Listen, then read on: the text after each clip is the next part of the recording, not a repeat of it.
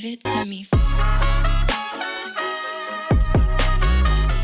This is the Tata Altroz Racer. We all know what this is. This is a hotted up, a souped up version of the Tata Altroz. What you get under the hood is a more powerful engine, but that's not all. You get flashier styling, you get more features on the inside, you get slightly tweaked driving dynamics as well.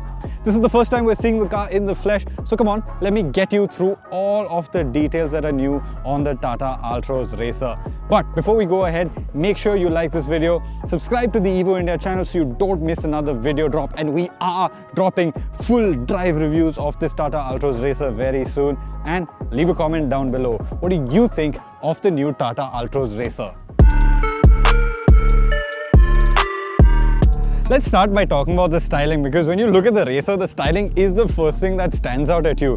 You've got a blacked out bonnet and a blacked out roof. Those are standard across all of the Racer variants, and you've got these racing stripes that run across the whole car. In terms of colors, you get 3 paint schemes for the Racer. You get this flashy orange color, and you get 2 subtler colors. One is a grey and one is a white color. Both of them look quite nice, but if you really want to stand out, this is the car that you want to get.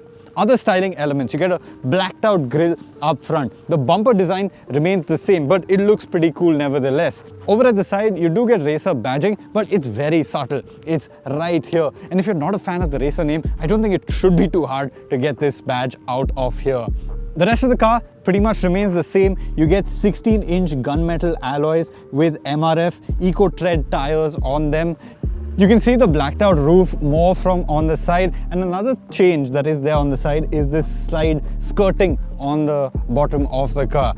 At the back, you get this chunky rear spoiler, and from the rear there are not too many changes. You do get the iTurbo Plus badge. This indicates that it has the sportier 118 horsepower engine, and if you're really keen-eyed, look down below, you'll see twin pipes coming out of the exhaust, which is pretty cool.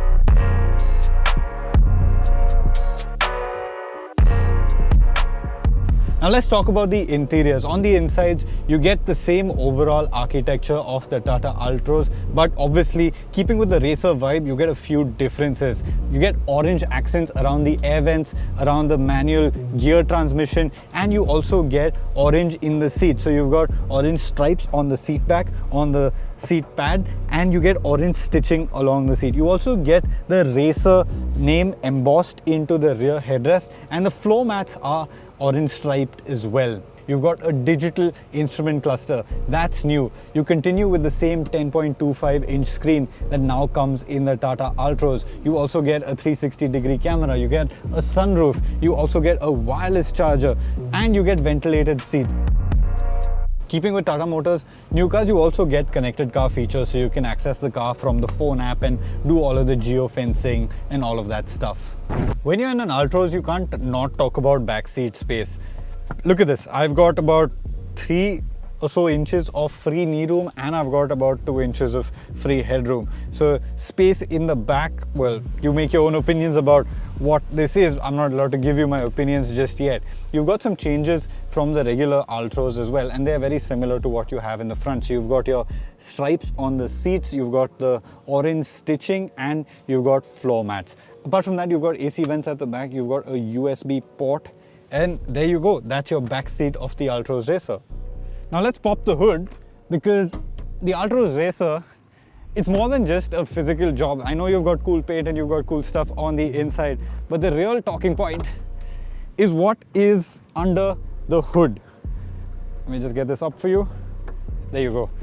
Now this engine, it's the same 1.2 litre 3-cylinder motor from before, but it's in the Nexon spec, so it makes a little bit more power. You get 118 bhp and 170 Nm of torque. Those are solid outputs for this engine. This is not a turbo GDI engine, so it's not like the 1 litre in the Polo or the 1 litre in the i20, but it is a regular turbocharged engine, and it does make good outputs. How it drives, I can't tell you just yet. You're gonna have to wait for the first drive review for that. But what I can tell you is that this engine comes exclusively mated to a manual transmission for now.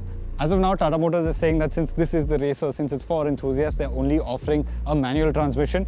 But we do know that this engine comes mated to a DCT in the Nexon. So it is possible, I'm not promising it, but it is possible that Tata Motors will give us a DCT somewhere down the line.